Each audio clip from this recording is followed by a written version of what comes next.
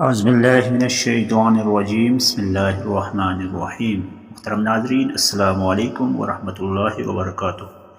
آج ہم آپ کی خدمت میں ایک بہترین دعا، قرآن مجید کی دعا لے کر حاضر خدمت ہیں۔ یہ دعا ہم روزانہ اگر 99 بار پڑھیں تو اس کے بہت زیادہ اثرات ہوں گے۔ یہ پیغمبر اسلام علیہ السلام کی دعا ہے۔ ویڈیو کو مکمل سنیے گا، انشاءاللہ آپ کو بہترین رہنمائی، تشریح اور تفسیر ملے گی۔ ناظرین گرامی، ہم معمول کے مطابق آپ کی خدمت میں آج ایک بہترین وظیفہ لے کر حاضر خدمت ہیں۔ یہ وظیفہ اللہ کی خوشنودی کے ساتھ ساتھ دولت، عزت اور گھر کے ساتھ ساتھ قرض سے بھی نجات دیتا ہے۔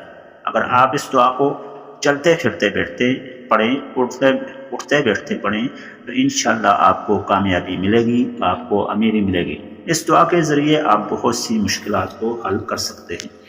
پیغمبر اسلام حضرت نوح علیہ السلام، جنہوں نے بہت زیادہ عمر پائی، انہوں نے اس دعا کا وظیفہ اپنی قوم کے لیے بتایا، جو کہ قرآن مجید کے اندر ذکر ہے۔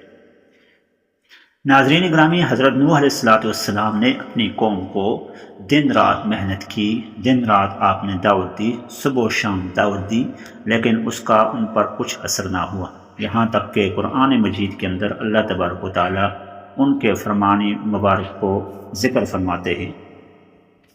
اس کا ذکر سورہ نوح کے اندر تفصیلاً ذکر ہے، جس میں اللہ تبارک و تعالیٰ فرماتے ہیں قال رب انی دعوت قومی لیلا و نہارا، یعنی کلام اللہ کا ہے، اقوال حضرت نوح علیہ السلام کے ہیں۔ یعنی نوح علیہ السلام نے فرمایا، اے رب، میں نے ان کو دعوت قال رب انی دعوت لیلا و نہارا، کہ میں نے ان کو دن کو بھی دعوت دی، رات کو بھی دعوت دی، لیکن ہم میری دعوت کا مذاق اڑاتے تھے، وہ کانوں میں انگلیاں رکھتے تھے، وہ میرا مذاق اڑاتے تھے۔ ناظرین گرامی، اللہ کے انبیاء اکرام علیہ السلام نے 100% اللہ کے پیغام کو دنیا تک پہنچایا، لیکن بدبخت تھی وہ قوم، بدبخت ہیں وہ لوگ جو کہ اللہ کے اس احکام الہی کو، فرمان الہی کو نہیں مانتے تھے۔ ناظرین گرامی، اسی طرح سورہ مبارکہ کے اندر اللہ تبارک و تعالیٰ نے اس ذکر کو، اس کا حل بتایا کہ آپ اپنے رب سے استغفار کیجئے تو آپ اس کا پھل پائیں گے۔ بہت سے مواقع پر ایسی دعائیں ذکر ہیں جن کے اندر اللہ تبارک و تعالیٰ اپنے بندوں کو، اپنے محبوب بندوں کو، اور محبوب بندے کے ذریعے اپنی عام مخلوق کو یہ دعوت فکر دیتے ہیں کہ آپ یہ عمل کریں تو آپ فلاں پریشانی سے بچ سکتے ہیں۔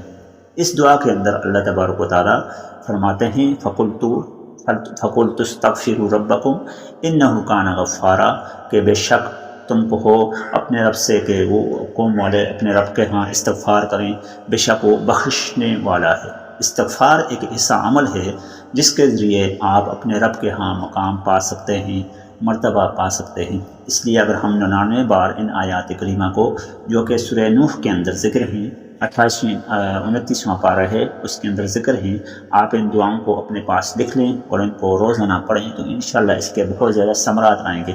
وہ ثمرات اللہ تبارک و تعالیٰ نے قرآن مجید کے اندر اگلی آیات میں ذکر فرمائے۔ فَقُلْتُ اسْتَغْفِرُوا رَبَّكُمْ إِنَّهُ كَانَ غَفَّارًا، پہلا اجر یہ ملے گا کہ وہ آپ کو بخشش کر دے گا، آپ کے گناہ معاف کر دے گا۔ وَيُرْسِلِ السَّمَاءَ عَلَيْكُمْ مِدْرَارًا، وہ آسمان سے تمہارے لیے بارش کی صورت میں رحمت نازل فرمائے گا۔ یہ دوسرا اجر ہوگا، دوسرا تمغہ ہوگا۔ وَيَجْعَلْ لَكُمْ جَنَّاتٍ وَيَجْعَلْ لَكُمْ أَنْهَارًا، وہ تمہارے لیے باغات نکال دے گا اور تمہارے لیے نہریں اور چشمے جاری کر دے گا۔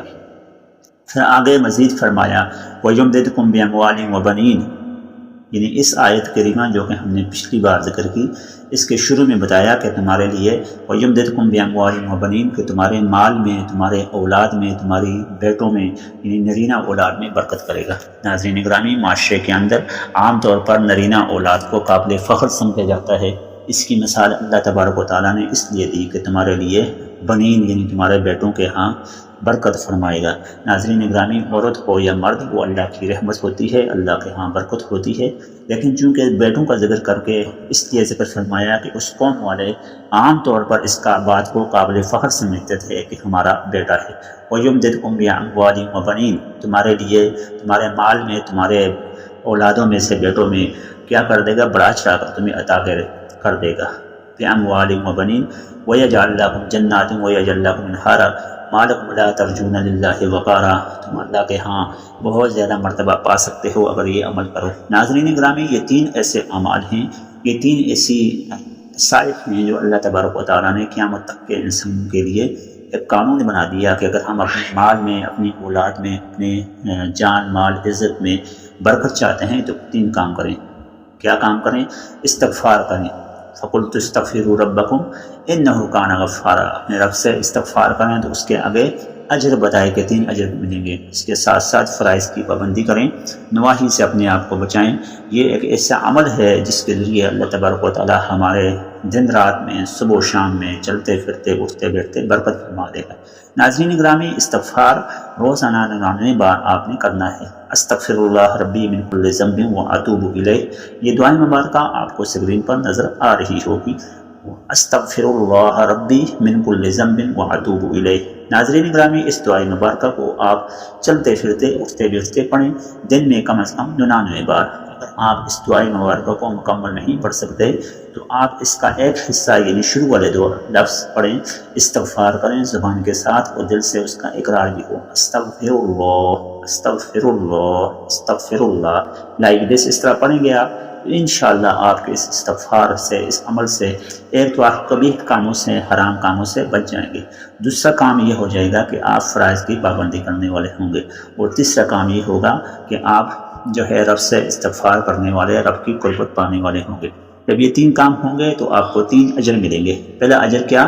وَيُمْدِدْكُمْ بِأَمْوَالٍ وَبَنِينَ، تمہارے مال میں، تمہاری اولادوں میں سے، اولاد نرینہ میں برکت ہو جائے گی۔ وَيَجْعَلْ لَكُمْ جَنَّاتٍ وَيَجْعَلْ لَكُمْ أَنْهَارًا، تمہارے لیے باغات، کھیتی باڑی میں برکت ہوگی اور اللہ پاک تمہارے لیے رحمت کی بارش برسائے گا۔